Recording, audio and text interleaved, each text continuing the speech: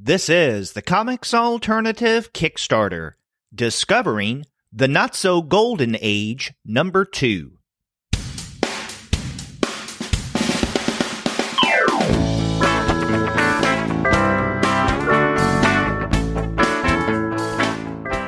Hello and welcome to another episode of the Comics Alternative Kickstarter. I'm Derek, and this is the weekly episode where I talk with someone who's doing a comics-related Kickstarter campaign, asking them what the campaign is, what its genesis is, what kind of reward levels they have. In other words, I ask them a variety of questions to get our listeners interested in this Kickstarter campaign. And this weekend, I have the pleasure of talking with Joseph Freistuhler. He is currently kickstarting the second issue of the Not So Golden Age.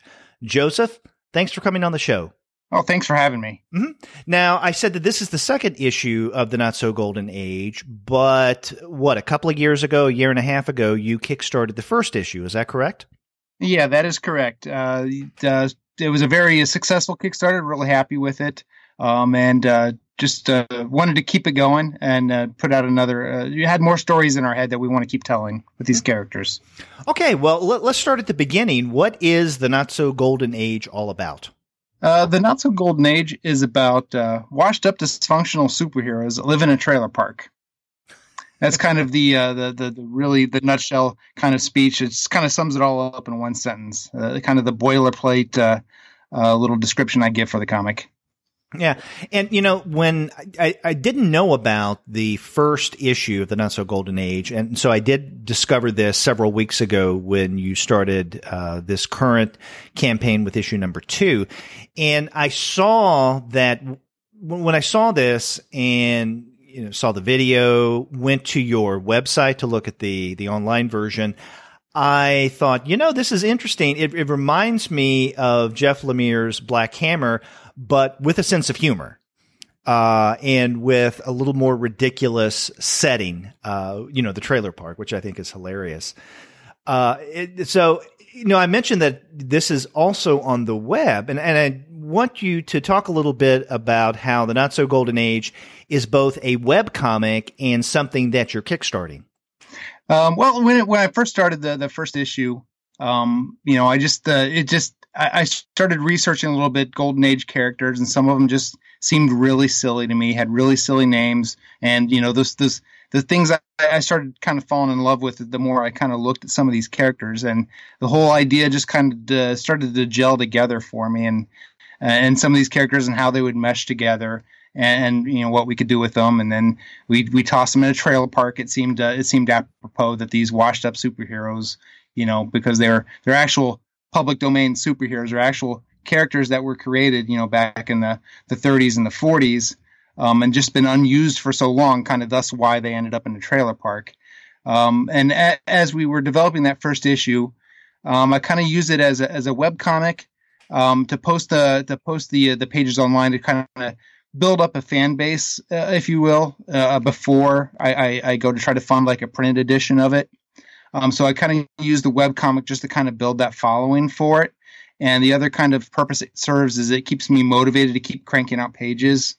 So if I know I have a deadline, I have to get a page on the webcomic, it keeps me kind of moving forward and cranking out pages as fast as I can. Well, when did you start the Not So Golden Age as a webcomic? It started the first genesis of the idea. First started hitting me about the summer of 2014, and then I kind of started to develop it from there. And then towards the end of 2014, beginning of 2015 is when I started putting pages on as a webcomic. Okay, so when you've done a successful Kickstarter campaign for a print edition of that first issue, now you're currently doing one for the second. Do you leave the webcomic up once you've printed or you're about to print an issue of the Not So Golden Age, or do you, let's say, truncate the webcomic or take it completely down? No, I leave the webcomic up there. The first issue is available for free online. So you can read the whole first issue. The only exception to that is I add like a backup story to the print edition of the first issue. There's like a 5-page backup story Just another little nugget of a story that I had in my head. In the first issue, it's a story about one of the other inhabitants of the trailer park and how he keeps losing his sidekicks, or how they keep dying over the years. So I had a short 5-page story that you get kind of in addition, with the printed edition. And plus I also did just a whole bunch of back matter that I included with the first, the printed edition of the first issue, just to give you some more background information on some of these characters, who created them, their history before they, when they were, originally being printed back in the actual Golden Age. I think it's great what you're doing, and that is keeping the webcomic up and available to readers, even when you're currently, or even after you have successfully kickstarted a campaign for a print edition. And, I know that one thing that many publishers do when they put out the work of someone who had work as a webcomic is they ask the creators to take down the webcomic or to significantly truncate it, let's say after the first several pages or the first chapter. And I can understand the business model behind that, but I feel a little cheated, as someone who's interested in webcomics. So what you're doing is you're retaining the full comic, but in the print edition that you're kickstarting, you give additional material, and that's the way it should be. Yeah, it just seemed like it was the right way to do and the right way to go. And I'm trying to build up fans as I kind of put out the webcomic, and to kind of remove those from the web, it just would seem counterintuitive to that. Now, I'm at your website right now, and we should mention that if people want to check out the webcomic version, that is notsogolden.com, correct? That is correct. Yeah, and you're the one who's created this and you illustrated, but your partner is Phil Buck. He writes the stories? Yep. He, when I first started coming up with the idea, I had just a lot of loose bits and pieces. I had the characters. I kind of had that they were in a trailer park, and I had just a lot of little bits and scraps everywhere, and I wasn't really quite coming together. And the winter of 2014, I met Phil online. He actually lives out in Colorado. I live in Cleveland. I met him online, and we just, I kind of pitched the idea to him. He does writing kind of on the side. I kind of pitched him the general story, kind of how I wanted it to start and how I wanted it to end, and just asked him if he could write it for me. So he really kind of coalesced everything into a more cohesive idea for me, and wrote the first issue. And then when I started to do the second issue, it was kind of a similar kind of thing. I had a lot of little disparate ideas of where I wanted where the next story to go. And he wrote the second issue for me and added some of his own storylines and whatnot into it. So it's really a collaborative as far as the story and constructing the story. Very collaborative effort. And for me, I'm kind of a control freak. So even giving that little bit over to someone is because I do like the coloring, the lettering, all that. I'm really, so even giving like some writing over to someone was really kind of a hurdle for me to get kind of overcome. But he's really added so much to this project. It wouldn't have been the same without him. And I will put up some sample art in the show notes so our listeners can see what I'm about to ask you or to talk with you about. Your art style definitely has a golden age feel to it. In other words, it looks like something that could potentially have been published decades ago instead of a more contemporary style. And that's something that I really appreciate. But even more so in terms of my appreciation is the fact that in the, I guess, collateral around your stories, you include ads. Something like we used to find in comics. You have a parody of the Sea Monkey advertisement, as well as little knickknacks from the company Funko. So people can buy a rusty old pocket knife for only 50 cents. It just seemed, again, just the whole silliness of it, and just really falling in love with those old golden age comics, those old school comics. I wanted to really evoke that feel. Just with the paper, the backgrounds, the coloring. I wanted everything kind of to evoke that. And so just putting advertisements in there like that just seemed it seemed to fit. And plus, I just wanted to add a little bit of silliness to them. So there's just absolutely ridiculous, things you could buy, if you sent it in or whatever, supposedly. So it just seemed fun. It seemed to fit the whole idea. Right. You also have a blackhead remover that's only 50 cents. And then for 25 cents, someone can buy the jumbo bow tie, and your ad reads, "Now you can look like a giant douchebag with the Funko brand jumbo bow tie." So it really does add to the tone of what you're doing here. So, and we'll see similar ads and maybe even more so in the print edition of the second issue. Yeah, absolutely. Yeah, absolutely. Okay. So let's, the print, go ahead. No, I was going to say, let's talk about some of the specifics of your campaign. Now, you've already successfully made your goal, so now I guess you're at the stage of stretch goals, right? That is correct. Yeah, the first stretch goal that we unlocked, it was something we did with the first issue, and it was actually a really popular kind of idea. So I figured I'd repeat that again. And that first stretch goal level we unlocked, and it's an actual postcard that had postcards printed up. So it looks like it's a postcard from the trailer park. So you get an actual Golden Age trailer park postcard. And like I said, it was really popular with the first one. I still have them every time you buy like a physical copy of the comic. I had enough printed up. You're still getting that first issue.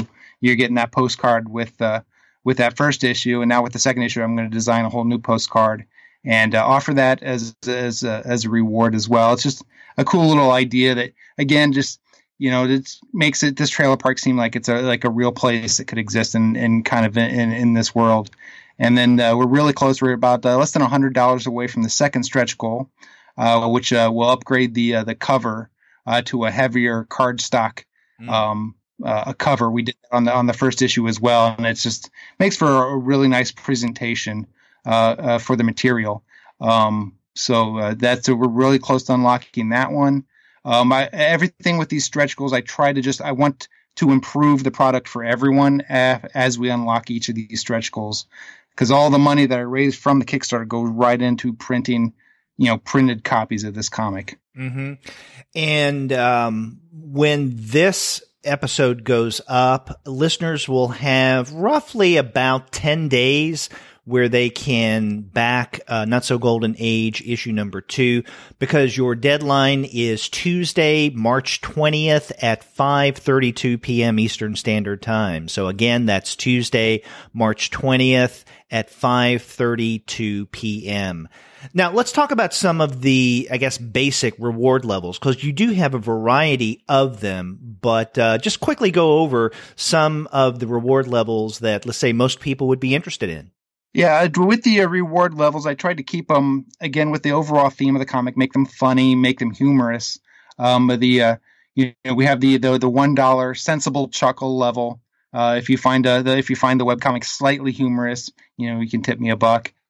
If at the $10 level, you can get your hands on an actual physical copy of the second issue. That's at the $10 healthy chortle level. At the $15 level. There's a can I curse? Sure, go ahead. It's that level is shit. I missed the first one. So if you missed the first Kickstarter and you want to contribute to this one, you can contribute to the shit I missed the first one level, and you get physical copies of both issue number 1 and issue number 2. We have some various character prints at the emphatic guffaw level at $20. A T-shirt, you can just get a copy of the Not So Golden Age T-shirt at $30. A not quite naked level at $50, where you get a copy of the book and a T-shirt. So again, just kind of keeping things funny, keeping things humorous, lighthearted, and again, I try to pack as much value in every reward level as I can.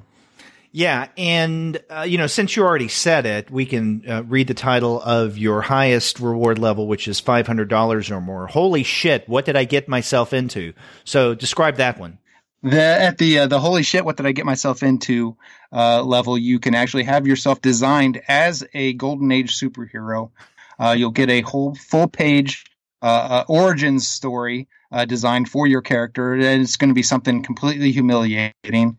So you actually get this an actual your character, a whole page story, depicting your origin. And in the third issue, your character will appear in the Not So Golden Age issue number 3.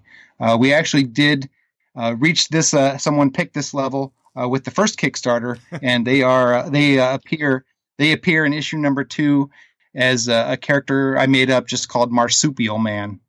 One of the things that drew me to this Kickstarter campaign was the humor, and I'm glad that you have humor baked into the rewards levels themselves.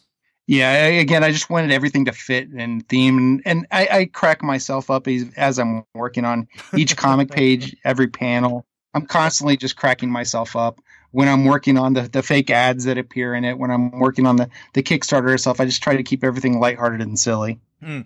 Well, again, for our listeners, you have until Tuesday, March 20th at 5:32 p.m. Eastern Standard Time to back the Not So Golden Age issue number 2. Joseph, I want to thank you again for coming on the Comics Alternatives Kickstarter series and talking about your campaign. Good luck with this, and I will be back next Saturday with another Kickstarter. Until then, enjoy your weekend.